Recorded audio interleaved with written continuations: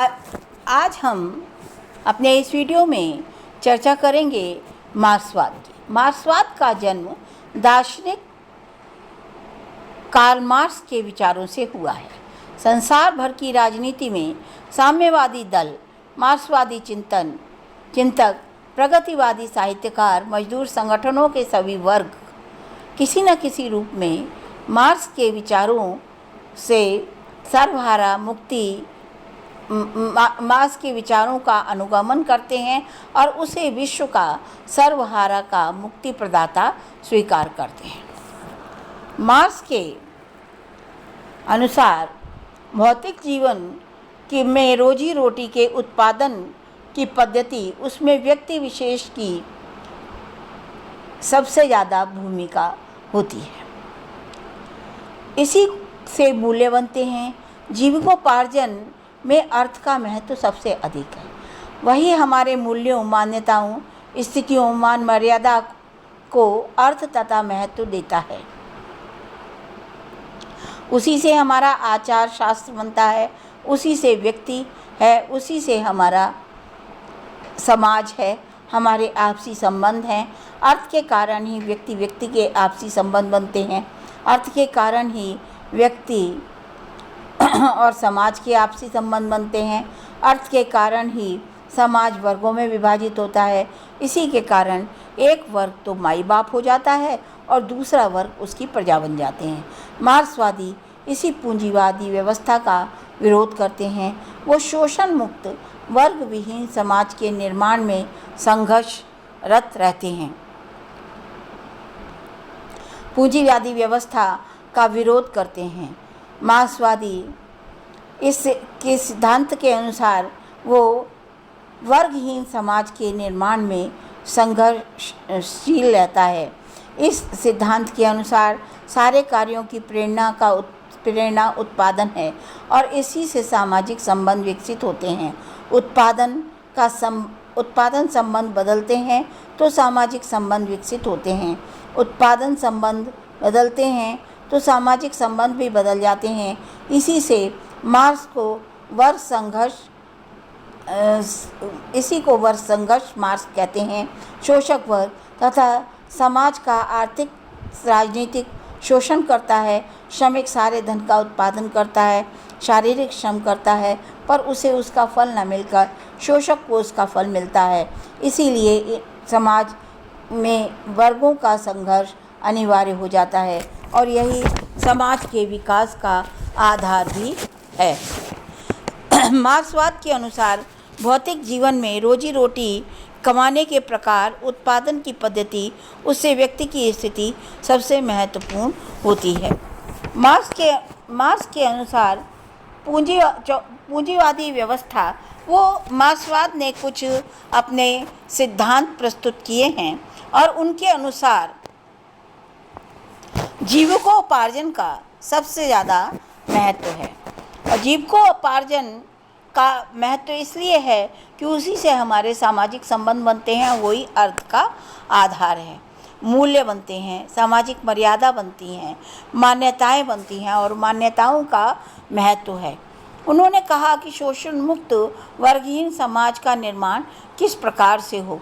वह संघर्ष का समर्थन वह करते हैं क्योंकि शोषण विहीन समाज शोषण से विहीन समाज की रचना का प्रयास ये मार्क्सवादी करते हैं।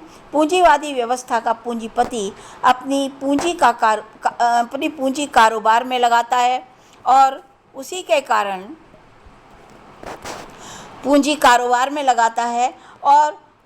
कारण संघर्ष भी होता है। अधिक मजदूरी, वह अधिक लाभ के लिए अधिक मजदूरी करता है। मजदूर तो केवल अपनी मजदूरी बेचता है और उसका संघर्ष भी अधिक है। वो पूंजीपति को कारखाने का व्यवसाय मालिक भले ही माने, पर अपने मालिक को कभी नहीं मान सकता। जैसे सामंती व्यवस्था का प्रजाजन मानता है, सामंती व्यवस्था में प्रजाजन मानता है। धन और श्रम के आदान प्रदान का एक तरह से बराबरी या संघर्ष के संबंधों में विश्वास करना है। परंतु पांचवी साम्यवादी व्यवस्था का इच्छा करने वाले मजदूर को यह भी नहीं मानता कि यह पूंजीवाद का सही मालिक है। वह अपनी मेहनत के अतिरिक्त मूल्य का उसे लुटेरा शोषक मानता है। वह मजदूर पूंजीवाद के शोषण मुक्त होने और विवेक समाज के निर्माण में संघर्ष रहता है। इन व्यवस्थाओं में आदमी तो वही रहता है, पर अर्थतंत्र, अर्थ उत्पादन, अर्थगत संबंध बदलते जाते हैं। अर्थगत संबंध बदलते जाते हैं। प्रगतिवाद की समाजशास्त्रीय व्याख्या।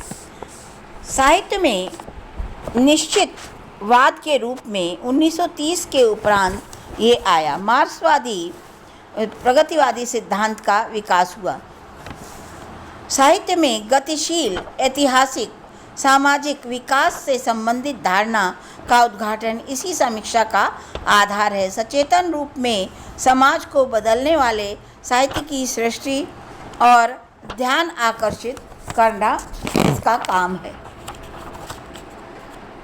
इसका लक्ष्य है। समाजशास्त्रीय आलोचना का बृहत्तर रूप मार्क्सवादी दार्शनिक आलोचना का विस्तृत रूप है। मार्क्सवादी दार्शनिक आधार। इसके दर्शन का आधार द्वंद्वात्मक भौतिकवाद है। इस दर्शन के अनुसार वस्तु चरम सत्य है, बुद्धि, विचार, चेतना उसके प्रतिबिंब हैं। जगत की सभी वस्तुएं अनाश्रित हैं, इसलिए परस्पर संबंध अविच्छिन्न हैं। जगत परिवर्तनशील है, वस्तुओं के उपस्थित विद्रोह तत्वों का संघर्ष भी है, वर्तमान में रहता है, विकासशील भी है, मरणशील भी है। वस्तु का विकास पहली स्थिति का विनाश करके होता है। भौतिक परिस्थितियाँ ही समाज और व्यक्ति की चेतना का निर्माण करती हैं। अतएव जीवन के साथ परिवर्तमान भौतिक मूल्यों का आधार ही साहित्य है। साहित्य में अभिव्यक्त काल विशेष की चेतना का मूल्यांकन इसी आधार पर किया जाना चाहिए। अब है शोषक और शोषित। तो इन्होंने शोषक और शोषित किसे कहा, कौन शोषक है और कौन शोषित है। तो जो मजदूर काम करता है, अर्थनीति को प्रभावित करने के कारण साहित्य प्रायः संबद्ध ही होता है, क्योंकि वही वर्ग कलाकार को मुक्ति के साधन तथा जीवन मूल्य प्रदान करने में सक्षम होता है। ऐसा साहित्य प्रायः रसात्मक आनंद आदि की सिद्धि के लक्ष्य से ही रचित होता है, पर सिद्धांत केवल आनंद और रसात्मकता तक साहित्य हेतु को सीमित न मानकर उसे ऐतिहासिक सत्य, यथार्थ ज्ञान और वास्तविक मानवीय अंतर संबंधों के पथप्रदर्शक के रूप में काम्य मानता है। इसी प्रकार सिद्धांत शैली की ऊहात्मक व्यंजना की प्रधानता, चमत्कार प्रधानता, भाषा की कोमलता और अलंकारिकता के आग्रह को सामाजिक ह्रास, शोषक संस्कृति के मन बहलाव के चिन्ह मानकर अस्वीकार कर देता है। साहित्य व कला का दीर्घ इतिहास इस बात का साक्षी है कि पिछले युगों में भी प्रतिभाशाली और सत्यान्वेषी लेखकों ने सत्तारूढ़ शोषक वर्ग के विश्वबोध के अतर्क के अभाव को कभी स्वीकार नहीं किया। आधुनिक व्यवस्था में है इसका युग में तो ये संघर्ष केंद्रीय समस्या के रूप में पूंजीवादी व्यवस्था से ही उभरना प्रारंभ हुआ। कोई भी जागरूक लेखक मानव विकास के इस युग सत्य की अपेक्षा नहीं कर सकता। पश्चिम टॉलस्टॉय, चेखव की यथार्थवादी परंपरा में यथार्थवादी परंपरा थी ही। प्रथम महायुद्ध के बाद रूस की साहित्यिक क्रांति में इस चिंतन को और भी अधिक बल दिया।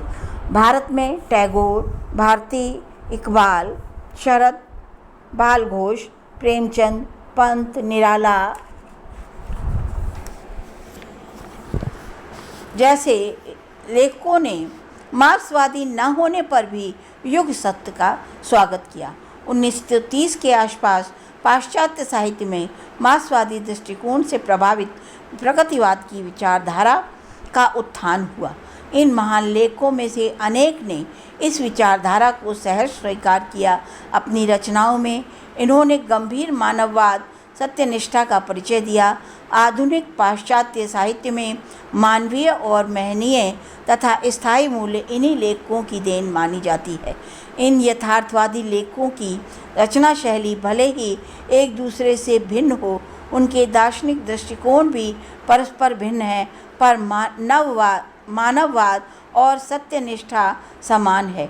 इसी के कारण उनकी रचनाओं में वर्तमान शताब्दी के पाश्चात्य जीवन की वेदना, संघर्ष, वैषम्य, खोखलापन आदि यथार्थ रूप में अभिव्यक्त हुए हैं।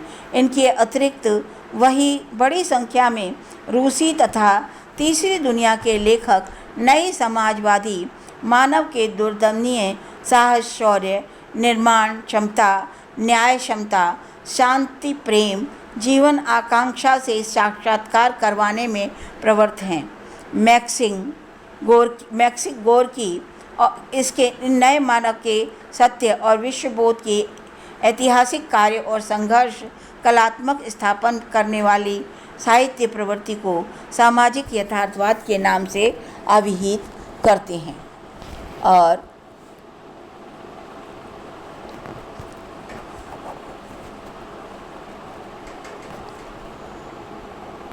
प्रगतिवाद क्या है? तो कला और साहित्य में इसकी जो स्थिति है वो कैसे संबंध हुआ, क्या स्थापनाएं थी इसकी, उसका वर्णन इस प्रकार से है। बुर्जुआ विचारधारा का ह्रास, कला को सामाजिक क्रिया, पथ प्रदर्शक, प्रचारक मानने का आग्रह इस सिद्धांत की अपेक्षा रही है। इस सिद्धांत के अनुसार उस साहित्यिक आंदोलन को प्रोत्साहन देना अनिवार्य है जिसके मूल में निम्न विश्वास और आग्रह विद्यमान रहते हैं। पहला, सच्चा साहित्य ऐतिहासिक रीति से विकसित राष्ट्रीय भावना की अभिव्यक्ति होता है। दूसरा, कलाकार द्वारा सामाजिक महत्व के अनुरूप चित्र गढ़े जाते हैं। तीसरा, ऐतिहासिक यथार्थवादी व्याख्या के साथ सच्चा कलाकार समय की आवश्यकता के अनुसार समाज की प्रकृति का पक्षधर बनता है। चौथा, आलोचना का कर्तव्य प्रच्छन्न सामाजिक उद्देश्य पर प्रकाश डालना होता है। पांचवा, कृतियाँ ऐतिहासिक शक्तियों को प्रेरित सामाजिक चेतना का प्रतिबिंब होती हैं और विभिन्न विधाएं राष्ट्रीय इतिहास कलाकार की अविच्छिन्न परंपरा का अंग होती हैं। दो बातों पर यह सिद्धांत मुख्य रूप से बल देता है। कला कर सृजन अधर में नहीं होता, उसके पीछे एक लंबा इतिहास, ऐतिहासिक शक्तियाँ सक्रिय होती हैं। अतः कला इतिहास की व्याख्या ऐतिहासिक दृष्टि से होनी चाहिए।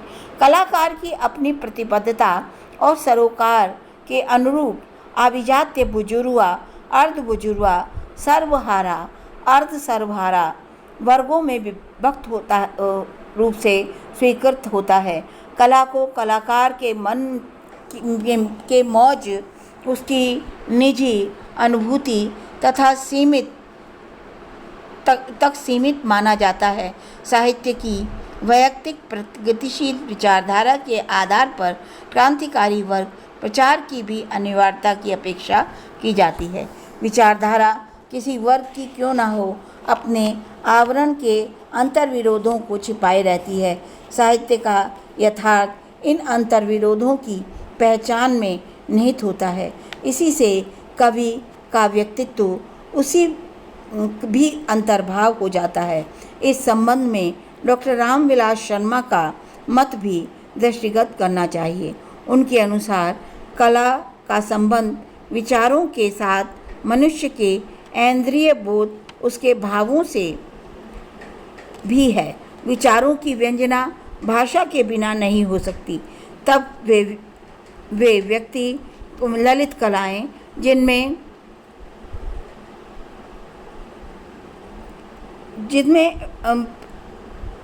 आकांक्षा प्रयोग नहीं होता, विचारधारा के रूपों में वैसे ही गिनी जाती हैं। साहित्य की शुद्ध विचारधारा का रूप नहीं है। उन भावों और इंद्रिय बोधों से घनिष्ठ संबंध है। इससे स्पष्ट है कि ललित कलाओं को विचारधारा के रूप में गिनना सही नहीं है। शर्मा जी का विचार कट्टर मार्क्सवादी को के गले नहीं उतरता। वे मार्क्सवाद के उदाहरण द्वारा सिद्ध करना चाहते हैं कि मार्क्सवादी विचारधारा इन सभी बातों का सन्निवेश कर लेता है। ये कुछ वैसा ही है जैसे वेदों में हवाई निर्माण, जहाज को कला खोज निकालना। साहित्य के इतिहास में रूपों का परिवर्तन होता रहता है। रूप परिवर्तन इस तथ्य का संकेत करते हैं कि वस्तु ही है जो परिवर्तनशील है, किंतु रूपात्मक परिवर्तन क्यों नहीं होता। ऐतिहासिक विकास की एक मंजिल एक रूप होता है, दूसरी मंजिल पर दूसरा रूप विषय रूप रहने पर वस्तु रूप में परिणत हो जाता है, जैसे वाल्मीकि आदि। मैथिली शरण गुप्त के साकेत का विषय तुलसीदास और वाल्मीकि के विषय से भिन्न नहीं होता। साकेत की वस्तु व रूप भिन्न है, लेकिन दृष्टिकोण में परिवर्तन आ जाता है, उसकी विश्व दृष्टि बदल जाती है। अतः लाजमी है कि उस वस्तु के रूप में अपेक्षित परिणत हो। कुछ दिन पहले मार्क्सवादी आलोचना की खिलाफत की जाती थी, परंतु आज उसकी प्रशंसा की जाती है। कारण ये है कि लोग पुराने रूपों में परिवर्तन करना नहीं चाहते। नए युग के नए परिप्रेक्ष्य में वो हर तरह से परिप्रेक्ष्य में के लिए और परिवर्तन के लिए हर तरह के उन पुराने रूपों को तोड़ना पड़ता है। साहित्य इसका अपवाद नहीं है। छंदबंद में हिंदी समाज यथास्थिति में आ गया था। स्वच्छंदतावादी युग में छंद के बंधनों को तोड़कर समाज की जड़ता को भी तोड़ा गया। हर जागरूक कलाकार रूपान्वेषण करता है, चाहे वे निराला हो या ब्रोकन। प्रगतिवादी साहित्य प्रतिबद्धता का साहित्य है, जिसमें पीड़ितों और शोषितों के हितों की हिमायत की जाती है। कार्ल मार्क्स के अनुसार जो साहित्य लोक मंगल व मानव कल्याण की स्वतंत्रता के लिए है, वह शोषक वर्ग बन जाता है। कलाकार में इसका कुछ दुरुपयोग कालांतर में इसका कुछ दुरुपयोग होने लगा। यही कारण है कि एक सीमा पर पहुंचकर इस साहित्य का पतन हुआ। कालांतर में इसका विरोध होने लगा। जाति वर्ग वर्ण व्यवस्था या किसी भी प्रकार की सीमित मतवादी व्यवस्था से मुक्त विश्व मानवता कल्याण की कामना करने वाला ये सिद्धांत विश्व स्तर पर वर्ग द्वारा अभिनंदनीय हुआ। इसकी रचनाओं से प्रभावित निश्चल विशुद्ध मार्क्सवादी मान्यताओं से युक्त साहित्य अभिनंदनीय है। So thank you students. ये आज हमने चर्चा की मार्क्सवाद की, और मार्क्सवाद से जुड़ा हुआ जो साहित्य है वो है प्रगतिवाद। और प्रगतिवाद में किस तरह से इस मार्क्सवाद की अवधारणा हुई है, किस तरह से शुरुआत हुई। पंत और निराला से ही इसकी शुरुआत हो गई थी, और बाद में तो पूरी तरह से प्रगतिवादी लेखक जो है हुए हैं। जो दिनकर आदि थे, उन्होंने प्रगतिवादी साहित्य लिखा और बड़ी तल्खी के साथ वो बुजुर्गा नीतियों को तोड़ना चाहते हैं, बुजुर्गा रीति नीति को तोड़ना चाहते हैं। निराला ने तो शोषक वर्ग का प्रतिरोध किया ही है, पर जो दिनकर के काव्य में मिलता है वो कहीं भी नहीं मिलता। जो उन्होंने लिखा है, कुत्तों को मिलता दूध वस्त्र, भूखे बच्चे अकुलाते हैं, माँ की छाती से चिपक ठिठुर जाड़े की रात बिताते हैं। नारी के लज्जा वसन वेद जब ब्याज चुकाए जाते हैं, मालिक तब तेल फुलेलों पर पानी सा द्रव्य बहाते हैं। तो शोषक वर्ग के प्रति जो कटुता का भाव उनके मन में है, और एक जगह वो लिखते हैं, रे रोक युधिष्ठिर को न यहाँ जाने दे, उनको स्वर्ग दे, पर फिरा हमें गांडीव गदा, लौटा दे अर्जुन भीमवीर। तो उनके स्वभाव में जो तल्खी है वो उनकी मार्क्सवादी विचारधारा के कारण है। शोषक वर्ग का विरोध करते हैं। जो उनका कुरुक्षेत्र काव्य है उसमें जगह जगह इस शोषण का विरोध किया गया है और शोषण के विरुद्ध आवाज़ उठाने की बात की गई है। So thank you students. अब मैं ये